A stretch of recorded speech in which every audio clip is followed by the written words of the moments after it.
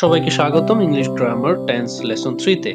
আজকে আমরা আলোচনা করব প্রেজেন্ট কন্টিনিউয়াস টেন্স অর্থাৎ বর্তমান চলমান কাল নিয়ে। চলুন প্রেজেন্ট কন্টিনিউয়াস টেন্সের সংজ্ঞাটা জেনে নিই।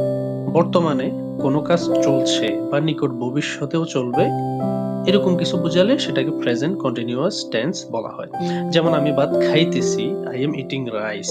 আমরা গত লেসনে প্রেজেন্ট ইনডেফিনিট নিয়ে যখন পড়ছিলাম সেখানে পড়ছি আই ইট রাইস, আমি ভাত খাই, সেটাও বর্তমানে। আজকে যেটা খাইতেছি সেটাও বর্তমানে, কিন্তু এটা হচ্ছে চলমান। কিছু একটা করতেছি সেটা হচ্ছে চলমান। এরকম চলমান যত কিছুই বুঝাবে সবগুলাই বর্তমান চলমান যে কিছুই বুঝাবে সেটা হচ্ছে প্রেজেন্ট কন্টিনিউয়াস টেন্স। ওকে,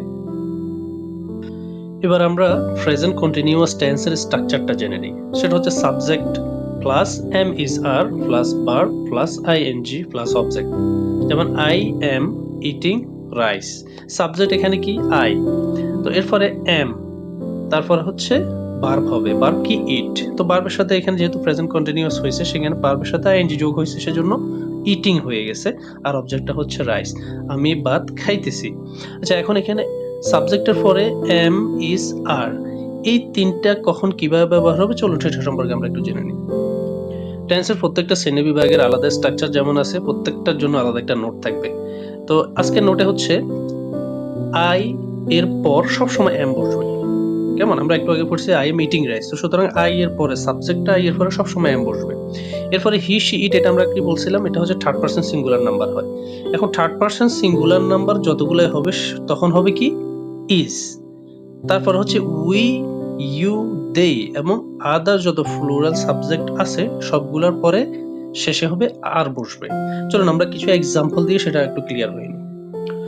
দেখুন এক্সাম্পল স্বরূপ আমি যদি বলি আমি ভাত খাইতেছি, আমরা একটু আগে পড়ছি আই এম ইটিং রাইস। আমি স্কুলে যাইতেছি, I am going to school.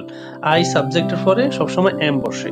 তো গোটা হচ্ছে ভার্ব, যেহেতু এটা কন্টিনিউয়াস প্রেজেন্ট কন্টিনিউয়াস এর মধ্যে পড়ছে সেহেতু আইএনজি যোগ হয়েছে, গোয়িং টু স্কুল হয়ে গেছে।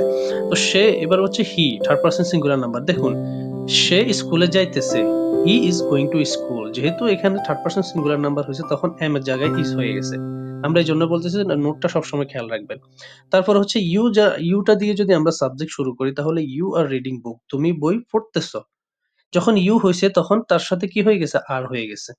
তারপর হচ্ছে দে, এটা হচ্ছে ফ্লোরাল, দে এর পরে সবসময় আর বসবে, দে আর টকিং, তারা কথা বলতেছে। এবার আসুন আমরা যে প্রথমে সংজ্ঞা পড়ছিলাম সে সংজ্ঞায় ছিল হচ্ছে কি যে বর্তমানে কোনো কাজ চলছে বা নিকট ভবিষ্যতেও চলবে এরকম বোঝালে। তো সংজ্ঞার মধ্যে আমরা এতক্ষণ যে কাজগুলা চলছে বা I am going, I am eating এগুলা হইছে, কিন্তু নিকট ভবিষ্যৎ বলতে কি সেটা আমরা আলোচনা করি নাই, সেটা কোনো এক্সাম্পলও দিই নাই।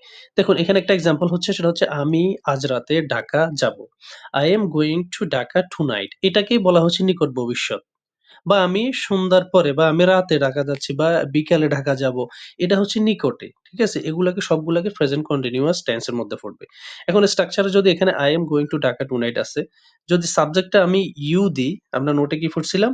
ইউর যে ফ্লোরাল আছে সেগুলোর পরে কি বসবে? আর বসবে। যদি you হয় তাহলে you are going to Dhaka tonight।